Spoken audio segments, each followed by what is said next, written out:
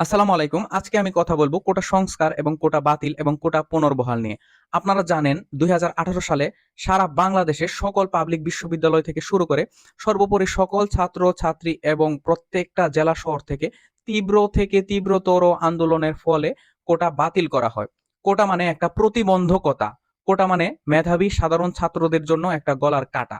কোটা দেয়া হয় একটা অনগ্রসর জাতিকে। কিন্তু বাংলাদেশে দীর্ঘদিন থেকে শুরু করে অনগ্রসর জাতি নয়, অগ্রসর জাতিকেও কোটা দিয়ে রাখা হয়েছে।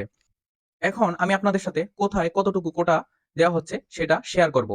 বিসিএস এ মুক্তিযোদ্ধা কোটা ৩০%, নারী কোটা ১০%, জেলা কোটা ১০%, উপজাতি কোটা ৫%, প্রতিবন্ধী কোটা ১% এবং সব মিলিয়ে কোটা হচ্ছে ৫৬%। প্রথম ও দ্বিতীয় শ্রেণী ও নন ক্যাডারে মুক্তিযোদ্ধা কোটা ৩০%, নারী কোটা ১৫%, জেলা কোটা ১০%, উপজাতি কোটা ৫% এবং প্রতিবন্ধী কোটা ১%। মোট কোটার হার হচ্ছে ৬১%।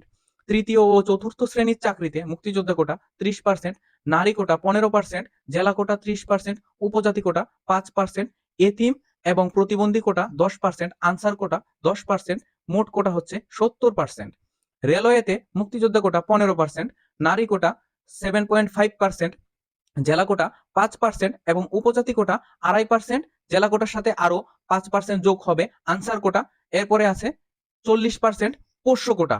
মোট ৮৫%।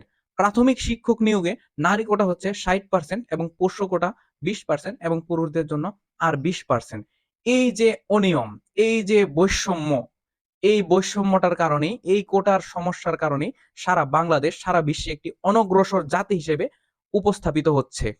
আমাদের দেশে কোটা দেওয়া হচ্ছে অনগ্রসর জাতি বলে অগ্রসর জাতিকে, এবং সারা বাংলাদেশ মেধার কারণে, মেধাবীরা হারিয়ে যাওয়ার কারণে, তরুণ প্রজন্ম হারিয়ে যাওয়ার কারণে সারা বিশ্বে অনগ্রসর জাতি হিসেবে উপস্থাপিত হচ্ছে।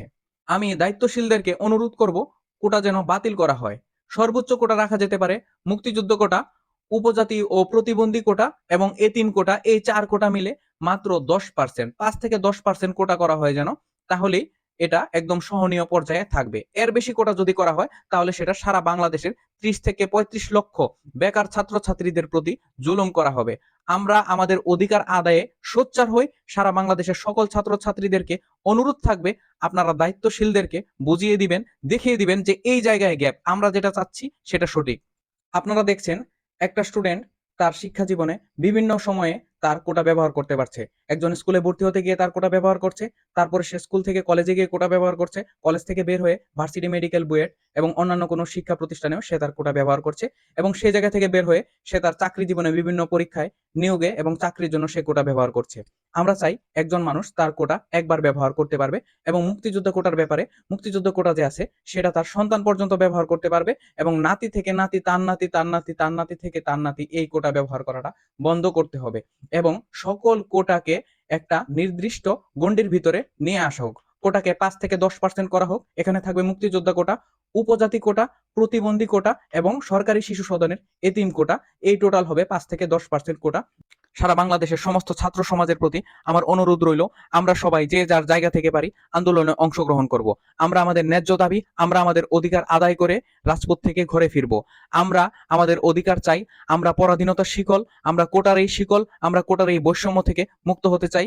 ধন্যবাদ সবাইকে। আমাদের স্লোগান থাকবে একটাই, বঙ্গবন্ধুর বাংলায় বৈষম্যের ঠাঁই নাই। সবাই ভালো থাকবেন। ধন্যবাদ।